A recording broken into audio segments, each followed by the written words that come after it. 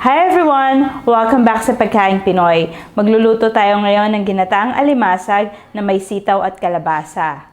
Ito yung mga ingredients natin. 1 kilogram alimasag, 500 grams kalabasa, 1 bunch of sitaw, 1 medium onion, 3 cloves garlic, chopped, 1 3/4 cups coconut milk, salt and pepper, cooking oil, at 1 tablespoon ng patis. So, simulan na natin yung pagluluto natin ngayon. Sisimulan natin magisa ng bawang at sibuyas. So, lalagay lang natin yung ating cooking oil. Ilagay na natin yung ating bawang.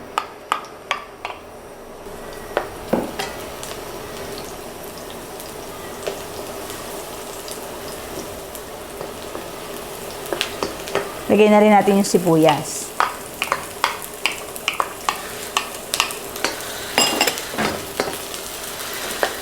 Ngayon naman, ilalagay na natin yung ating coconut milk, yung patis, at yung ating pepper.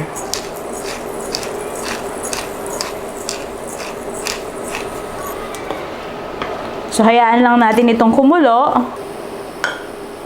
Okay, pwede na nating ilagay yung ating crabs, yung ating alimasag. Kakamain ko na lang.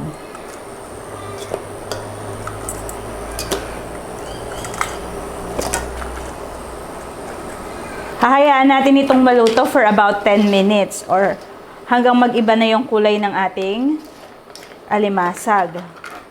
Yan. So makikita nyo, nag-iba na yung kulay ng ating alimasag. Nag-orange na siya. Pwede na nating ilagay yung ating kalabasa at yung sitaw. So, hahaluin lang natin ito.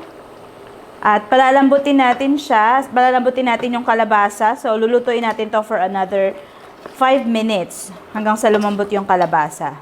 So, lagyan din natin ng asin para pampalasa.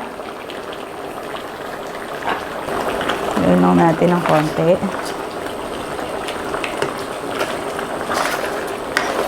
So, malambot na yung gulay natin. Luto na rin yung ating crabs. So, pwede ko nang patayin yung apoy. Okay, so tikman lang natin kung tama yung lasa niya.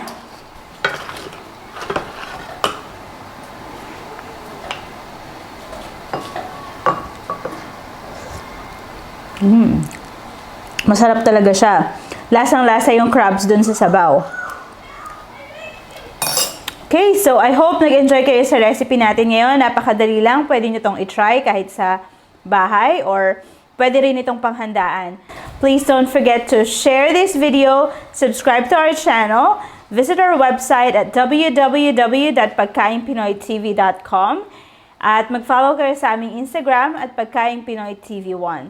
Thank you for watching. See you next time. Bye!